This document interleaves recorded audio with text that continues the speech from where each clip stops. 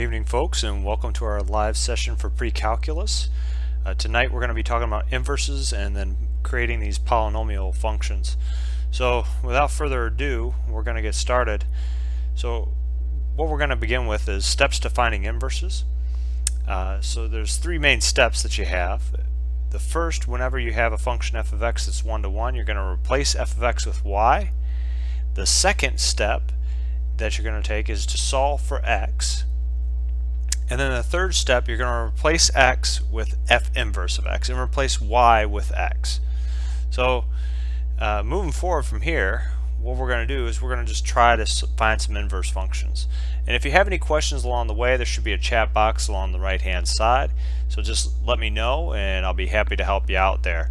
So let's go ahead and get started. In terms of what we have, find the inverse of the following 1-to-1 function. F of x equals 2 times the quantity 3x minus 7, that quantity cubed, minus 14. So what happens? Well, first things first, if you look at that first step, it says replace f of x with y, so we get y equals 2 times 3x minus 7, the quantity cubed, minus 14. And so now what we want to do is solve for x. And so, if we're looking to solve for x, we got to get everything that isn't an x over to the other side. So add 14 to both sides. Notice you get a y plus 14 equals 2 times the quantity 3x minus 7 cubed. And then now divide both sides by 2, so you get y plus 14 divided by 2. And that should equal 3x minus 7 the quantity cubed. Now how do we get rid of that cube? Well, we take a cube root of both sides. So if you take a cube root of both sides, what you're left with is the cube root and the cube over on the right hand side cancel, and you're left with the cube root of y plus 14 divided by 2 equals 3x minus 7. Now add 7 to both sides and you get the cube root of y plus 14 divided by 2, and then add 7, so we get plus 7 equals 3x. And now to finish this thing off and solve for x completely, just divide both sides by 3 and we get our cube root of y plus 14 all over 2 plus 7 all divided by 3 equals x. So now that's all step 2, and that's usually the hardest part, is step 2, trying to find out what happens when we solve for x there. So now we just need to replace x with f inverse of x and replace y with x. So I'm actually going to write x on, I'm going to switch the order on which side these two things appear. So if we replace x with f inverse of x, notice we get f inverse of x equals. Now we want to replace y with x now that we've replaced that x term. So this is the cube root of x plus 14 over 2 plus 7 all over 3. And that's our final answer.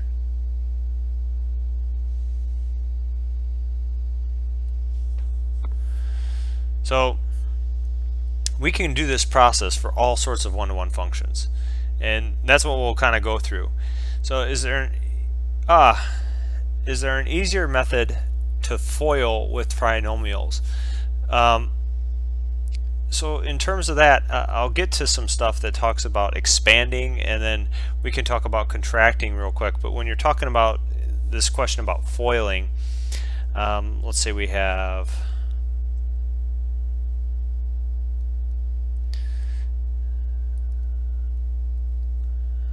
x plus 7, x minus 5, and x plus 3. We'll get to this in a minute too.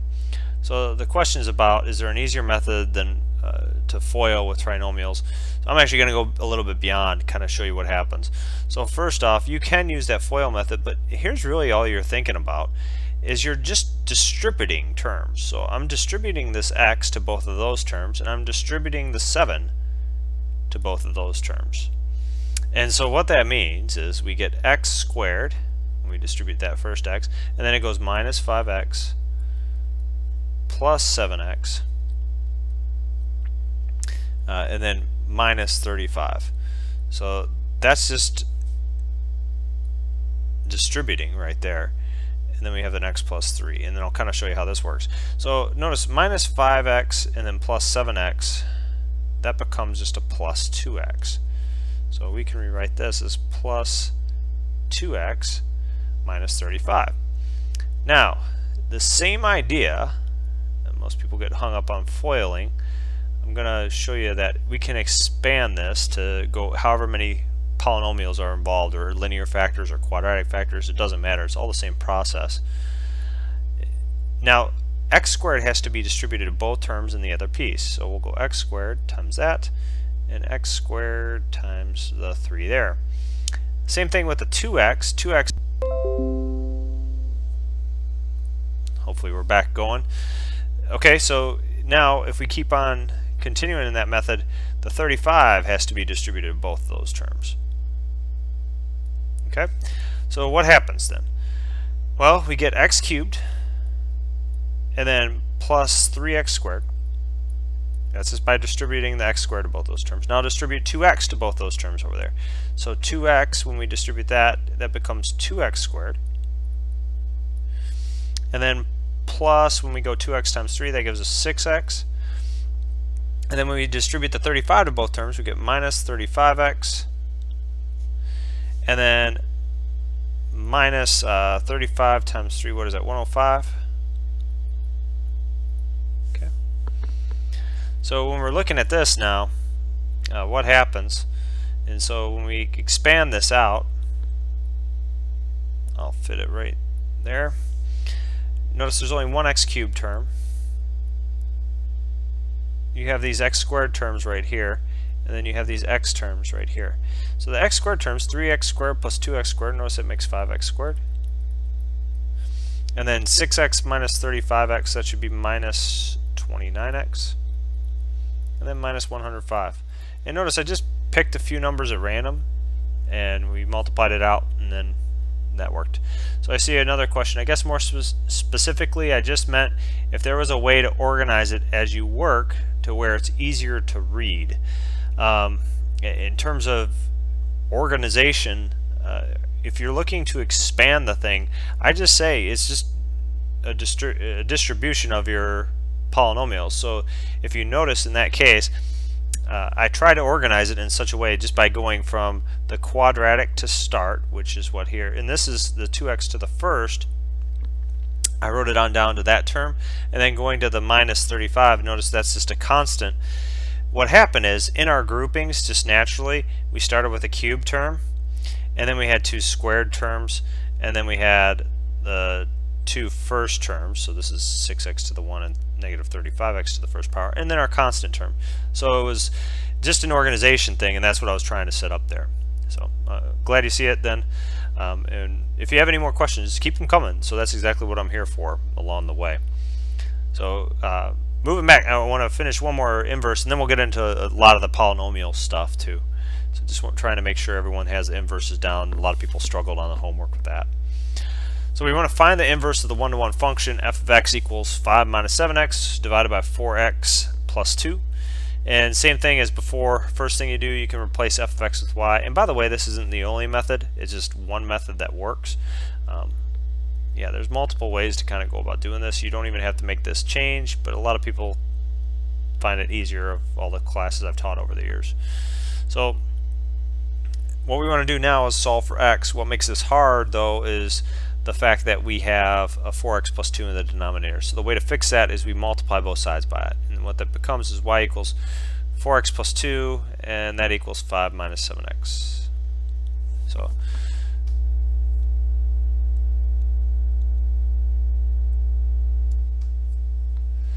So oh, I see another question popped up. I was doing it the other way around, so the squares and x power 1. Oh, okay, it would be scrambled.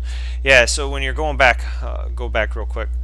Yeah, if you mess around with the order, and that's fine. You'll still get at the same answer, but usually you'll be kind of hopping around trying to match up squares and squares and first terms and all that stuff. So I'm glad to hear it's getting a little bit better. If it's still a bit of a holdup, let me know. We're going to encounter a whole bunch of them in just a little bit. So, and I can even expand those when we get to those a little bit further down the road. So moving back to this inverse problem, we started by saying y equals 5 minus 7x divided by 4x plus 2, and then we have y times that quantity 4x plus 2 because we want to get rid of that denominator equals 5 minus 7x. If you're solving for x, the things we want to do, since x is a linear term, we try and distribute here. So you get 4xy plus 2y equals 5 minus 7x. And the key to this is when you're solving for x, you always try and get those x terms on one side and everything without an x on the other. So what we'll do is we'll add this 7x over to the other side, and so that gives us 4xy plus 2y plus 7x, and that equals 5, and then now subtract the 2y, because basically what we're trying to do here is isolate this x term. So 4xy plus 7x equals 5 minus 2y.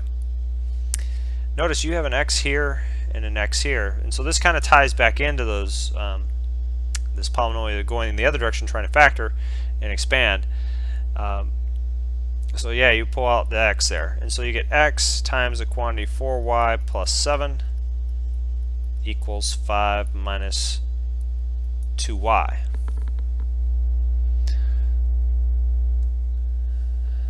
So now moving forward from here, where do we go? Well, we can just solve.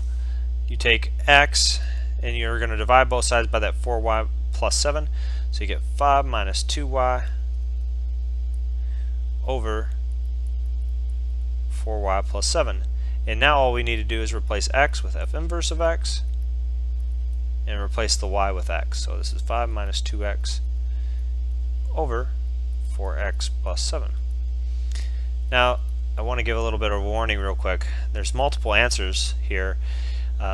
Notice we put the x on the left hand side. If we put the x on the right hand side, what happens is all those values were kind of negative, and so you flip around the negative symbol. So this becomes negative 5 plus 2x all over negative 4x minus 7. Both of these answers are equivalent. Right? I just want you to be aware that, hey, this is just a different sort of answer, same format. And that can happen a lot of times. You might not see your answer, so you got to recognize, hey, what do we do to go from here to here? You just multiply both numerator and denominator by -1, because that would be equivalent to having what side of the equal sign you have solved for x on. So I see another comment about the polynomial is still working. Yeah, it's going to work regardless of how you kind of distribute things out. I'd recommend just kind of going on that distributive way, because you end up getting closer to those x squared terms and x cubed terms line up. And when you have degree 4, degree 5 polynomials, it can be a bit of a pain. So you want to kind of set it up as nice as possible, so you don't have to be searching around. I'm not saying it'll always be perfect, but there's a way to kind of do that. And another way is you can kind of match up. These are essentially partitions of powers, so we'll kind of go through a couple ways to kind of get into that. So the next component that I saw a little bit of trouble on that I wanted to discuss is this end behavior. So with the end behavior of a function, what are we actually looking at? Well, there's really only 4 cases to kind of consider, and what it is, you have, first off, we can look at odd degree, and the other component that you need to look at is the leading coefficient. Is it positive or negative? So leading coefficient positive. Here's your end behavior. As you go towards positive infinity, you get something like this. If you go towards negative infinity, if it's odd degree, you get something like that. If you have an odd degree and a leading coefficient being negative,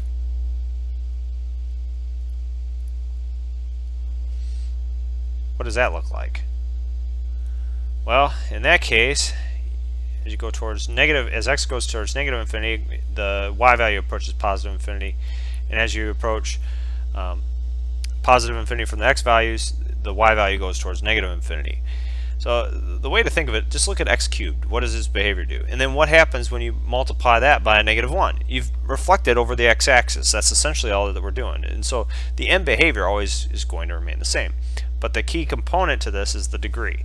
The other two that you can look at is even degree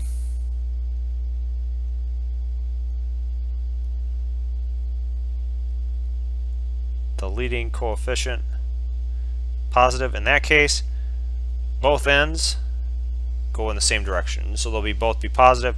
And if you have even degree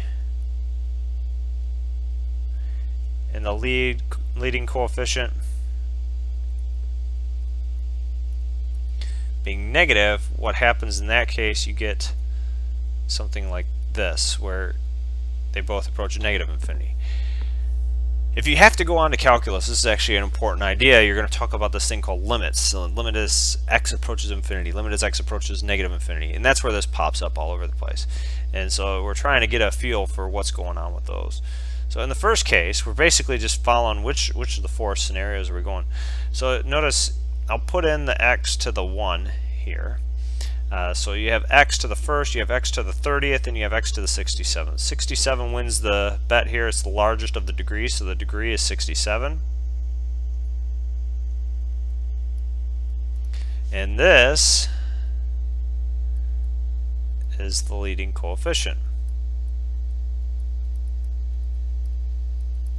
So that means it's positive. So that means we're in this space right here. So as x approaches infinity,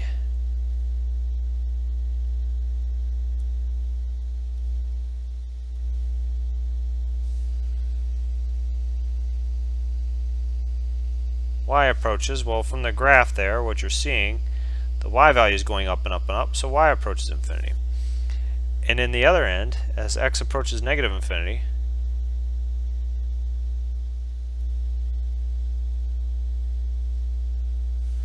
y, if you look in that graph, approaches negative infinity. Okay? So keeping that in mind, we can go on to the second one, and notice all we are doing is just comparing it to which of these four scenarios are we dealing with. So this is, if you look at this part, 17 pi, that's just a constant term. So that means degree 0, if you're wondering. But this is a cube, so that's larger than that. And then this one, there's our winner chicken dinner. So you have 6 being the degree. So degree of g of x equals 6. And even with those funky numbers, a lot of people think that does something special. It doesn't do anything at all, really. But so we have -2 here. So the leading coefficient is negative. So that means we are in this boxed case right down here. Notice both of those y values are approaching negative infinity, so we're pretty much done. As x approaches positive infinity,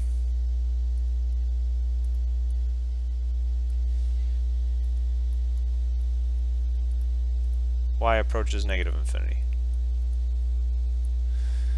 And then in the second case, as x approaches negative infinity,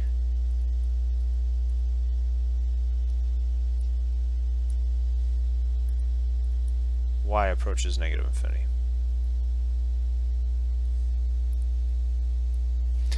So all these problems, when you see end behaviors, just look at the 4 possibilities and that's it. And then what's going to happen when you get to rational functions a little bit later, that's fractions where you have polynomial in the numerator, polynomial in the denominator, you're going to start comparing how fast are these things going to infinity. And sometimes they go at the same rate if their degrees are the same, and so you just look at leading coefficients. Sometimes numerator will go faster than the denominator. In that case, you'll get this end behavior of being positive infinity or negative infinity. And likewise, if the denominator actually goes faster, so if that has a higher degree, your end behavior is going to be approaching 0. So those are going to be 3 scenarios that you're going to deal with soon enough. But it's set up from this idea of end behavior here. Okay, So finding polynomials, this is where the real struggles were. I want to focus on this, so you'll see a lot of it being touched on here. So property number one that I want to discuss. If you have a polynomial with a root at x equals c, what that means, by the way, so another way to write that means c comma 0 is on the graph, right? So you can say an intercept of c comma 0, things along those lines. They all mean the same thing. But the main focal point is x minus c is a factor, so you can pull an x minus c out of that polynomial. Okay. Now we start talking about roots with multiplicity. So if c is a root of f of x with multiplicity k, so k can be some number, it's either even or odd, so it could be like 2, 4, 3, 7, 19, all sorts of different numbers, right? But if that happens, if it has that multiplicity, you now have x minus c raised to the kth power is a factor of f of x. So you get a little bit more than just x minus c. You know x minus c to the kth power. Now, if k is odd, here's what happens to the graph. I'm not saying which direction. You can have all sorts of different stuff happening here. But once we get to c, we strike on through. It might look a little funky. Now, it could go downward. So we could start from up above and go downward, but we're striking on through. Versus, if the multiplicity is even, there's something different that happens. So we could have the same sort of graph kind of going through here, but now you're going to have it just touch, and then it stays on the same side. It never crosses completely through the axis. So it just kind of does a kiss on the axis right at C, and then kind of goes on up. So remember, if it's even multiplicity, it'll just basically kiss the axis and move on up, versus if it's odd multiplicity, it's going to cross on through. That's important. Okay, so because that'll set up all our polynomials in terms of how we set these things and kind of set up equations for them. So first off, before I get to a graph, let's start with one that has some open-endedness to it. So we want to find the equation of a polynomial of degree 4 with intercepts occurring at -2, 0, -3, 0, 4, 0, and 0, 120.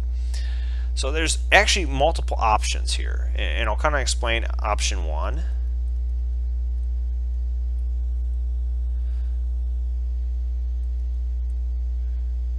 So there's a great question here. Does odd multiplicity greater than 1 flatten out? Yeah, so as you get, it depends on how many roots you're talking about too, and what the constant is. So sometimes it might, sometimes it might not. It depends what that multiplier is. So if you notice right here, I kind of went somewhat haphazardly through there. So if it's greater than 1, yeah, it might look a little different. But what happens if I have, say, a multiplier times this polynomial of, say, 1 over 1 million? Right? It'll really take a long time for it to progress on through versus going straight on up. If I have, say, a multiplier of 5,000, it'll go straight up a lot faster. So it kind of depends upon what constant is going through there as well as the multiplicity. Now, given the constants being the same and all that stuff, yeah, you're going to have it rise a lot faster with that, say a cubic versus a first power.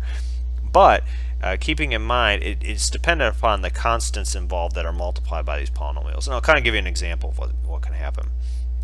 So for this equation, we have some intercepts.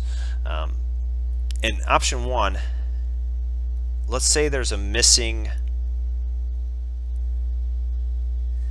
x-intercept.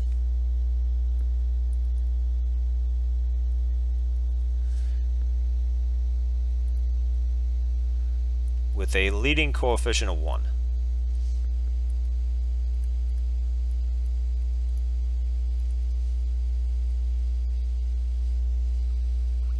Okay.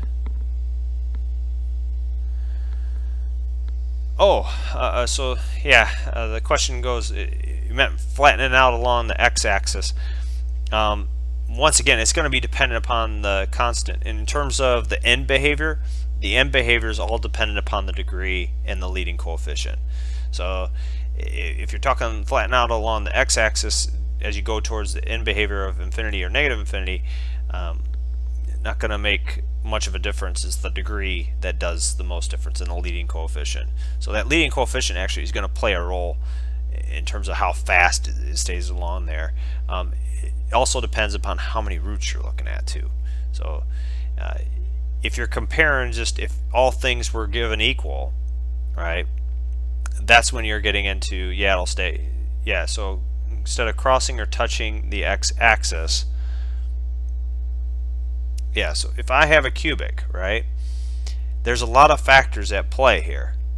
Okay, so if I have, for example, if I have there's multiple roots, so I'd say I have 5,000 x minus c cubed, and then I have x plus, and I have a couple roots, x plus b, x plus d, yada yada yada. So there's a few, but all of this is multiplication, so maybe an x minus f or something like that. If I compare that to, say, 1 over 1 million, right?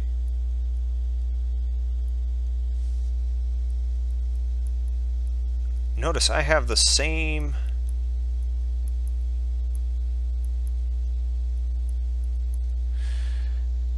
these two are pretty much the same, right? The only difference is that constant. So that these vertical stretches and vertical compressions, they make a big difference. So it goes back to our transformations too. So that's what we're getting into, is when we start doing those things, that can have a huge impact in terms of flattening out. The second one, this 1 over 1 million, that can flatten it out tremendously. Now, if I compare this to, say, just x minus c, right, x plus b, x plus d, and then so on and so forth, x minus f. Notice this one has no constant going through it. So obviously the 5,000 is going to get away from the x-axis a lot faster than this other one. And the 1 over 1 million is going to stay along the x-axis a lot more. So I really can't say in terms of a general, oh, what's going to happen every single time. There's no good answer there, if that makes sense, in terms of I can't say with these constants being multiplied and still keeping those roots. Multiplicity isn't the only factor. There's quite a few, right? So hopefully that makes sense and clears the air a little bit on that, why I don't have a good answer in terms of all these different scenarios that'll happen. And I'll kind of illustrate some of these different scenarios with this problem right here. So in the first case, where we have all these intercepts listed out, if we're missing an x-intercept and the leading coefficient is 1, so what happens here? So let's say we have f of x equals, well, we know some things. We have degree 4, and if we're missing an x-intercept, that means we have 4 different terms, right? So in this case, what we have is, if this is -2, that means x minus -2 has to be a factor. So you can simplify that to x plus 2. In the second case, you can go x minus -3, because that means it's a root. So that means x plus 3 is a factor. Okay, same thing with this next one. You have x minus 4, because 4 is a root. Now you might say, okay, so then I have to do x minus 120. Well, no, because notice the y value is where the non-zero term is. So that doesn't tell you anything about what our actual kind of intercept is. So what we have in this last position then, assuming it's a missing x-intercept, we have x minus c. Okay, so now what we want to do is we want to solve for c. So find c. Okay, well, the only thing we can use is that last term, that y-intercept. So notice what that says is f of 0, that's going to equal 120, right? We already know that just from, you plug it in. So that means when we plug in 0 into all these, so 0 plus 2 times 0 plus 3 times 0 minus 4 times 0 minus c, we get to all that equals 120. So that should equal, well, notice you get 2 times 3 times -4.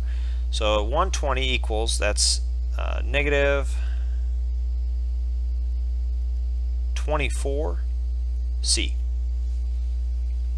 So if we solve that, we get 120 equals negative 24c. And then so c equals 120 over negative 24. Or I think that equals negative 5. So if c equals negative 5, what does that imply? It means f of x equals x plus 2,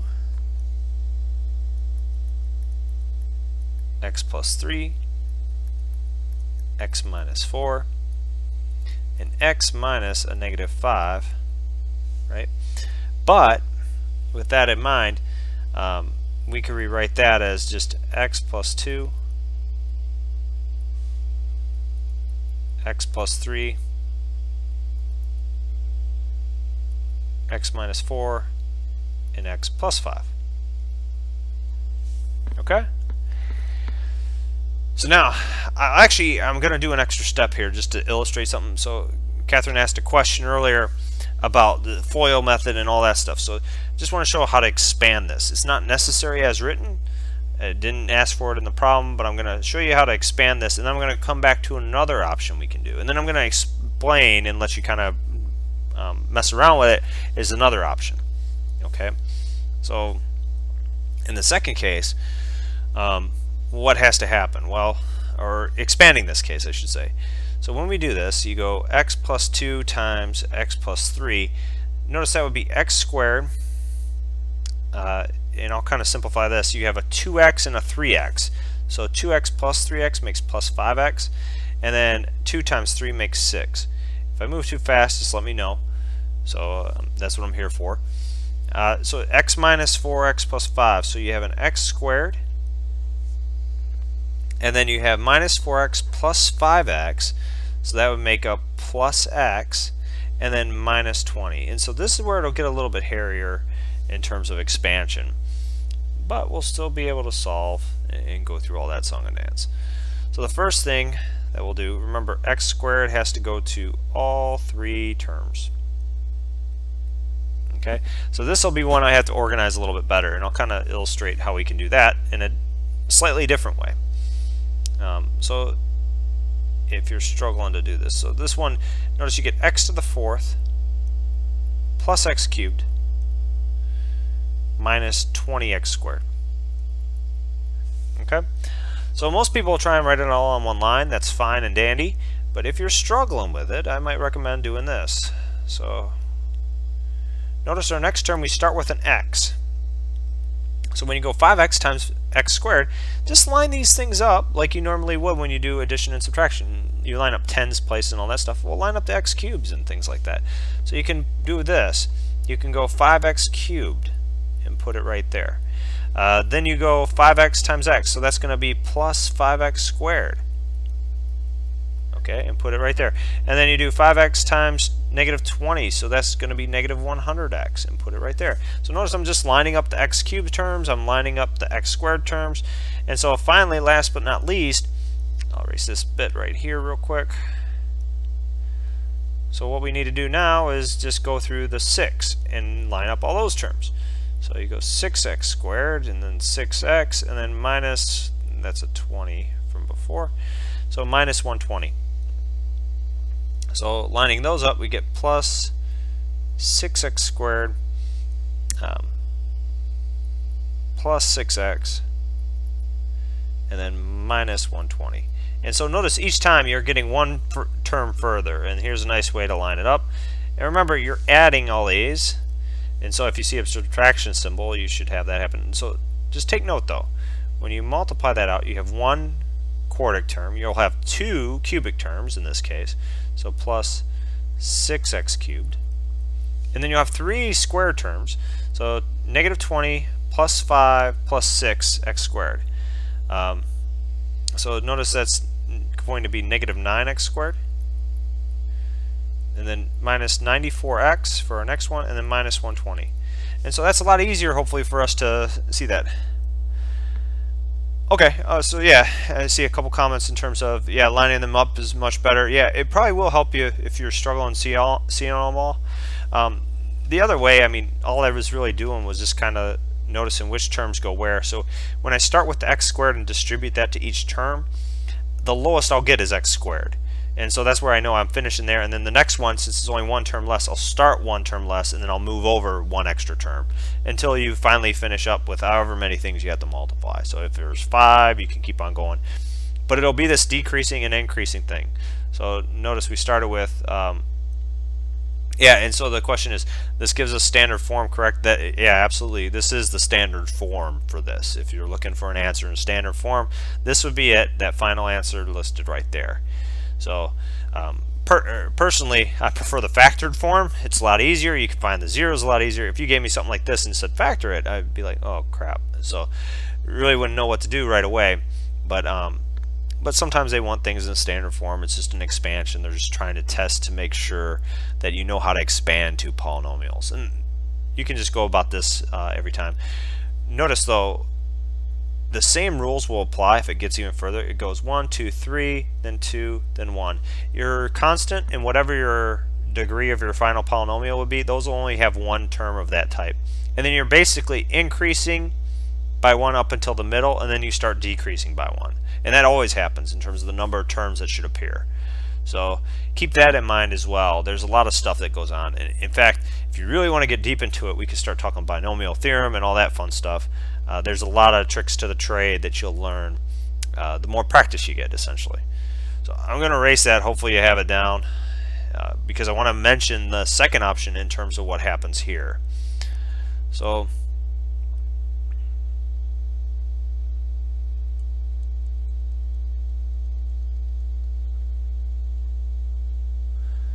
option 1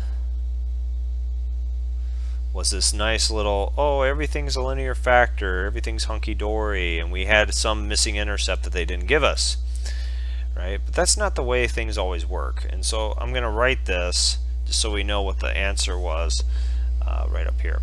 So you had x plus 2, x plus 3, x minus 4, and x plus 5. That's the clean one, I should say. So by the way, how many possibilities are there for solutions to just this question alone? Well, you'd be doing it all day because there's actually infinitely many solutions. So I'm going to try and illustrate how we can have infinitely many polynomials satisfying this condition listed up above.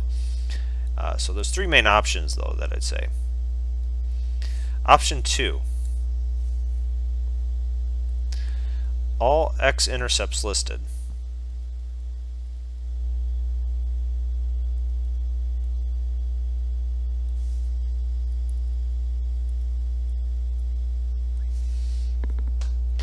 Okay, so this has quite a few possibilities. So what this means, if all x-intercepts are listed, so you have still those factors.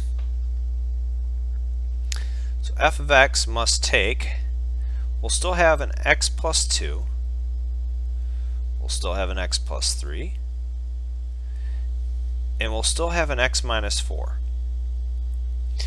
However, there's nothing about the leading coefficient, so we'll put an a out in front. And then you also don't know about multiplicities. So I'm putting a K1, K2, or K3 up there. There's only one caveat. Remember, the sum, if the degree is 4, K1 plus K2 plus K3 equals 4. So that means 2 of those have to be 1 and 1 of them has to be 2. So that's the only thing I know, is that 2 of them has to be 1 and 1 of them has to be 2. And then we can also, we'll have to solve for A. Okay, I know that might not be the standard one that we're looking for, but it is another possibility, and I want you to be aware of that. So what I'll do is I'll work out an example on how we can find A, and then the other 2 scenarios you can work out an example and find A that way.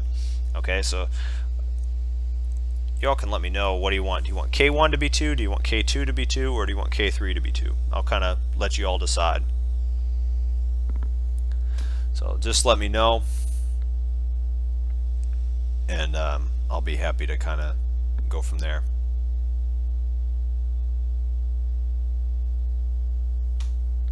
Okay, so K2. So we'll let K1 equal 1, K2 equals 2, and K3 equals 1. Alright, so we have that going on. So that means that f of x equals a times x plus 2 times x plus 3 squared times x minus 4. So really what our problem becomes is we have to figure out what the heck a is. Well, it's the same sort of problem that we just did. And so what we'll do is we'll go f of 0. Okay. So great question. So I see how does k1 plus k2 plus k3 equal 4? Seems like it would equal 5, right? Well, here, notice that this k1, when we distribute, we're going to have an x to the k1 power. In this one, we're going to have an x to the k2 power. In this one, we're going to have an x to the k3 power. And when we multiply x to the k1 times x to the k2 times x to the k3, we know that this has to be, that's the highest scenario, right? So that has to equal x to the 4th. So this is a great question. So what happens when we multiply this? Well, you add the exponents. So it goes k1 plus k2 plus k3, and that equals x to the 4th. And so notice our bases are the same. So we just have to look at this equaling that. And that's where that equation came from up there. Okay? So hopefully that makes sense. If not, just let me know. I'll be happy to kind of clarify. And so if you had it equal to 5, you'd be a degree too high, because we said it's a degree 4 polynomial. All right, that's what we're looking for, a degree 4. Okay, awesome, understood. That's great. If not, as I said, just let me know. So now moving forward, you get x plus 2. Sorry. Before I get ahead of myself, f of 0. Remember, that's going to be 120, because once again, go to our y-intercept, and we're going to use that point. 120 equals. So we have, now it's, instead of x plus 2, it's 0 plus 2. A little bit more interesting, we have 0 plus 3, the quantity squared. That's the fun one. And then 0 minus 4. Okay, so, and remember, this is just an example, so let me list that. This is an example, continued. Let's see where we go from here. So I'll erase all that.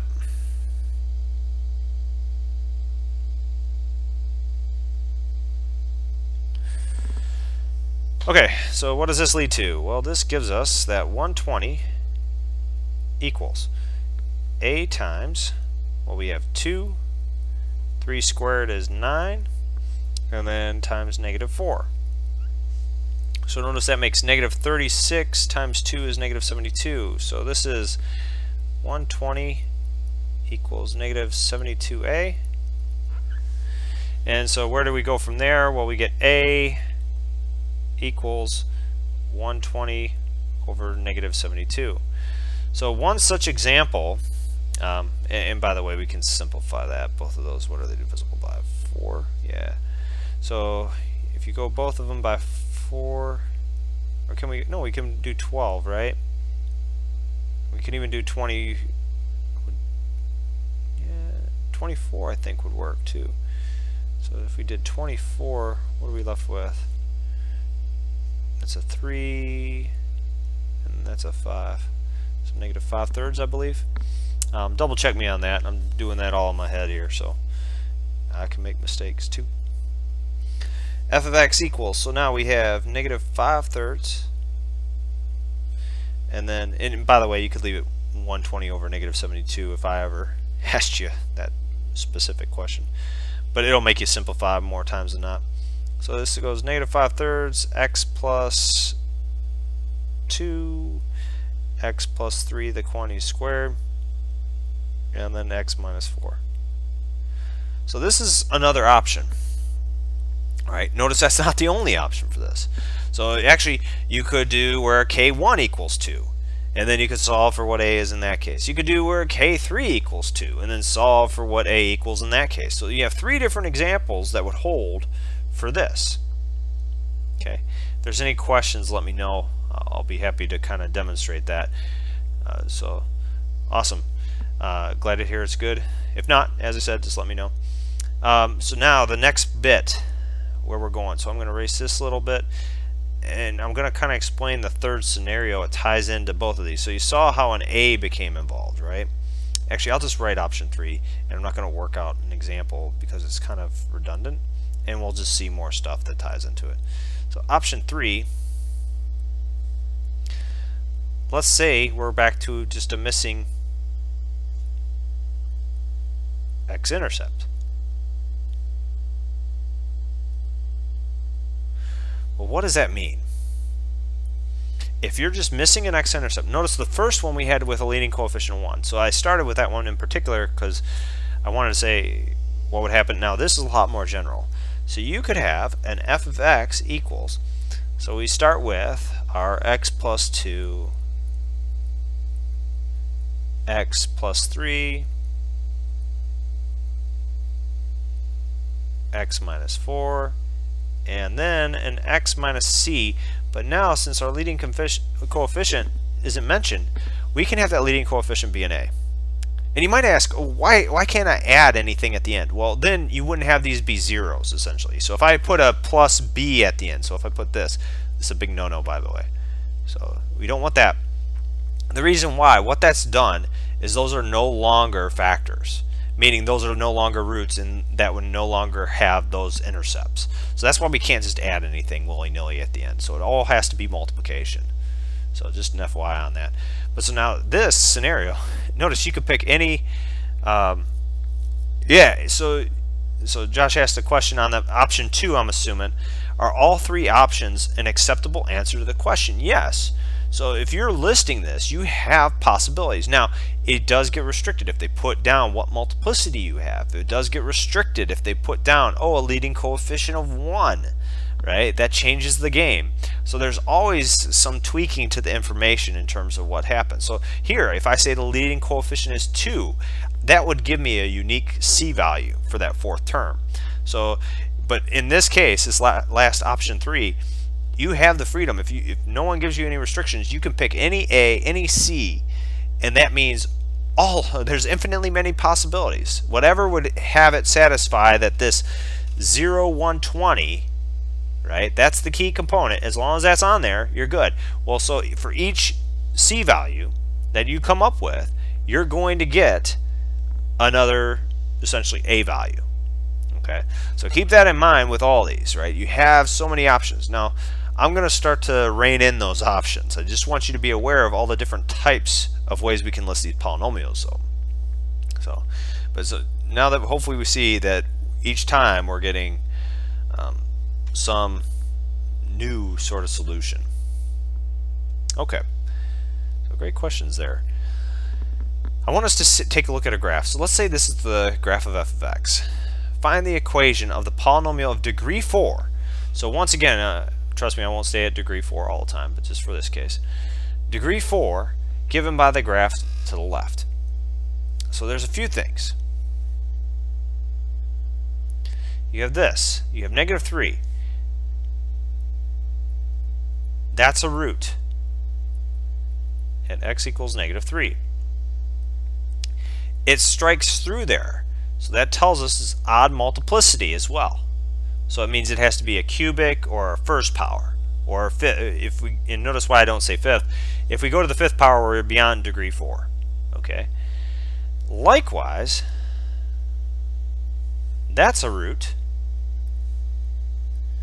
at x equals negative 2. And that has odd multiplicity. So at the very least, what we have on this one, we have x plus 3 sitting here. And at the very least, we have x plus 2 sitting here. Okay? And then, if you look at this, this means there's a root at x equals positive 2. But here's the kicker. Notice how it doesn't cross through the axis. So since it just kisses the axis, that's even multiplicity.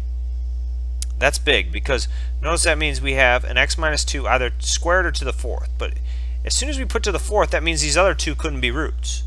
So that means this has to be a square. And then that means this has to be a first, because if you have a cube on either of those, all of a sudden you have that this would be a 5th power.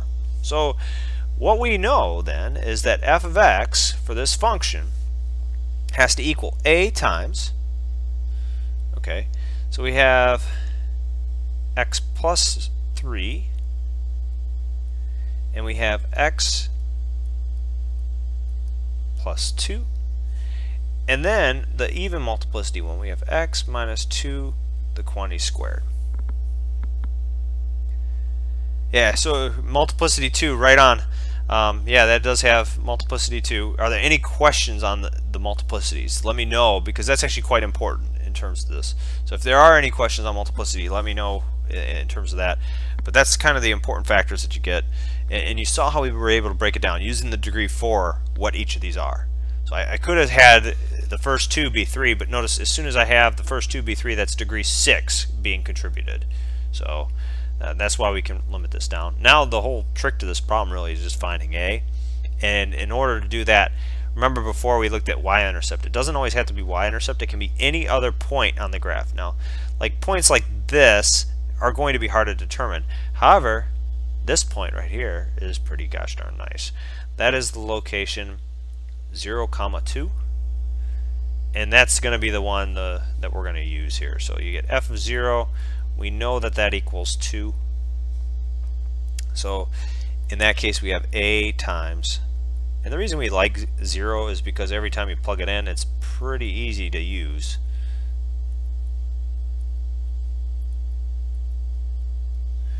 Okay, so from this equation here we get 2 equals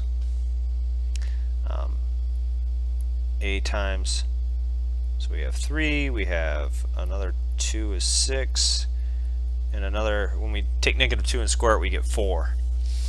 So that's going to be 24 sitting right there. So 2 equals 24a.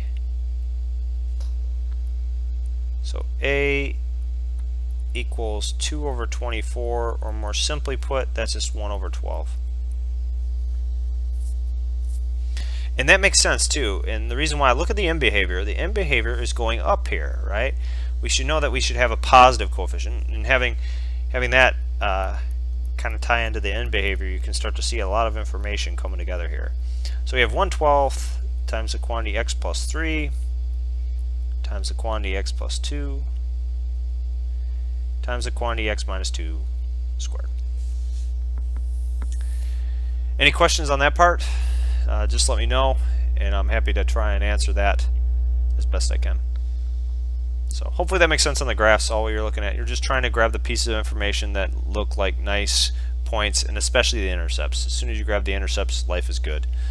So moving forward, determine an equation of degree 5 with zeros located at -1, 0, -5, 0, 1, 0, 3, 0, 4, 0, and having a y-intercept of 0, -420.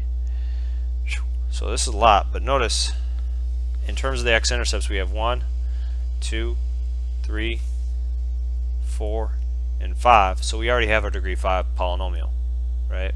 Since you have 5 different intercepts, there's no guesswork here. So when this is -1, remember that's x minus a -1, so meaning this is x plus 1, sitting right here.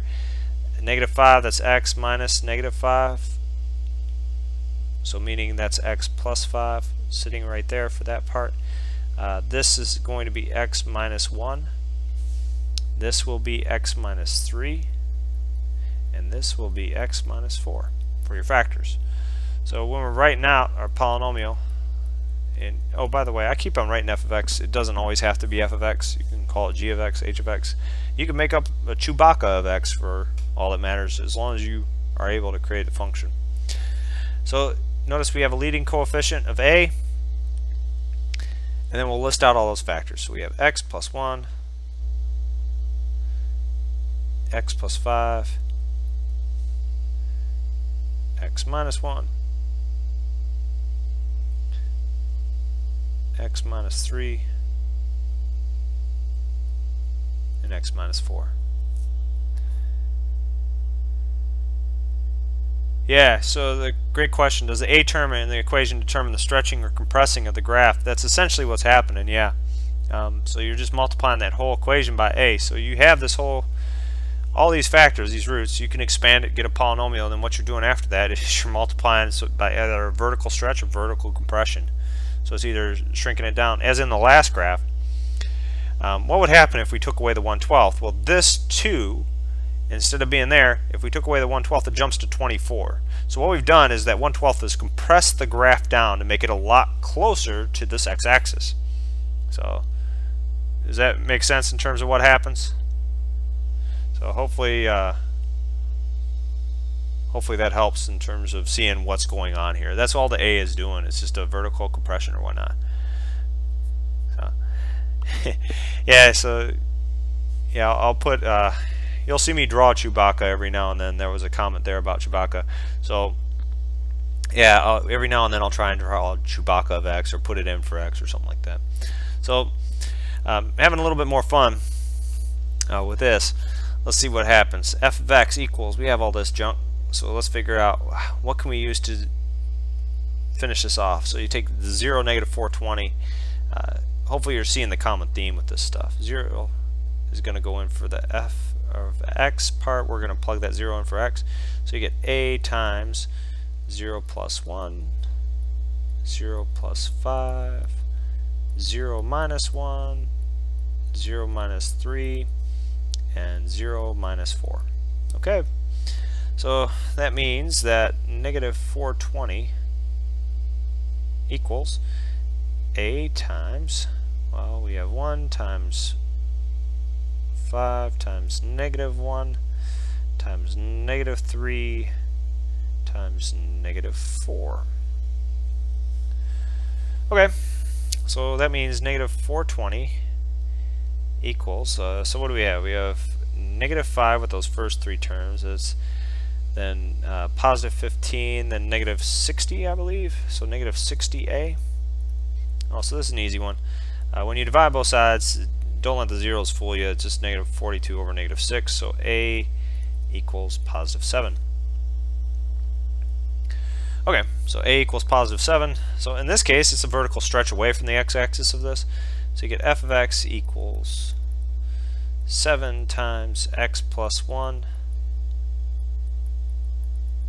X plus 5, X minus 1, X minus 3, and then X minus 4. Okay. Hopefully that makes sense. If not, just let me know. If you want to see something else too, just let me know there. We have one more kind of going, and we'll kind of see what happens with this last one. So I try to make something a little bit more interesting in terms of everything always being an intercept. You can expand this to any point on the graph, as I said. So find the equation of a degree 3 polynomial with roots occurring at x equals 3, 2, and negative 5, and the point 1, 3 lying on the curve. Write your solution in standard form, so we're actually going to expand the polynomial and all that jazz. And we can expand the last one if you want to see that too. That's not a problem. So in terms of what goes on here, notice we have 1, 2, 3 solutions, so we don't have to worry about multiplicities because we have a degree 3 polynomial. Okay, 3 solutions and degree 3, we're good. So in this case, we have F of X equals, so A times, now let's think, there's 3 roots, and each of those should become involved. So you go X minus whatever the root is, X minus 3, okay, then X minus 2, and then X minus a negative 5, that makes X plus 5. Okay? Now here's the big difference. We have the point 1, 3. What do we do? Right? So you get 3 equals, in that case, F of 1. Right? So the big difference here is you get 1 minus 3, 1 minus 2, and then 1 plus 5. Or in other words, 3 equals, well, notice that's going to be negative 2, so let me write that up above, negative 2 times negative 1 times 6. Ooh. So 3 equals, that's going to be positive 12a. And so in this case, we get a equals 1 over 4. So now it says to write our solution in standard form. That scary little bit about standard form. So f of x equals 1/4 x minus 3 times x minus 2 times x plus 5. So this is going to be all sorts of nasty with that 1/4. What I'd recommend here is do the 1/4 last. So first things first,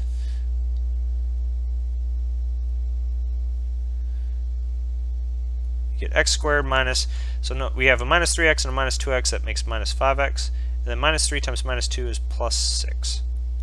And then we have to go x plus 5. And in this case, we don't have to write them underneath each other. You'll end up getting the answer pretty straight away. So remember, take x squared times each of those terms. Don't be afraid to draw arrows on your work and all that stuff. So you get x cubed plus 5x squared. Then you have minus 5x squared, and then a minus, what is that, 25x?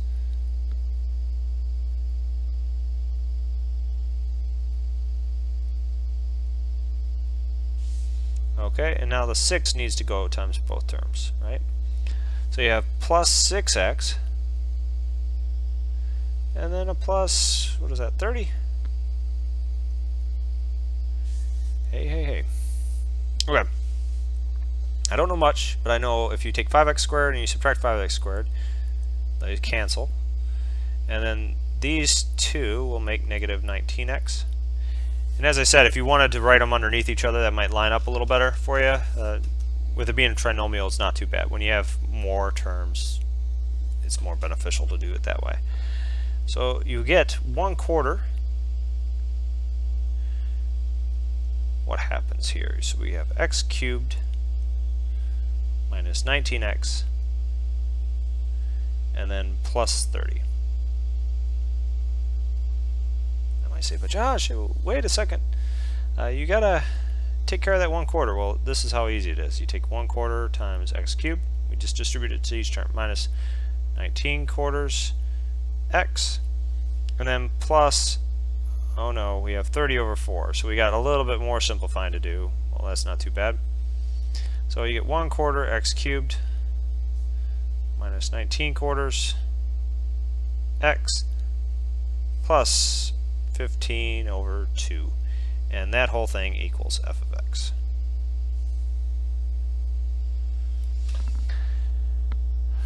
Okay, so I hope all this helped with understanding the polynomials when you're given roots and things like that, and breaking it down.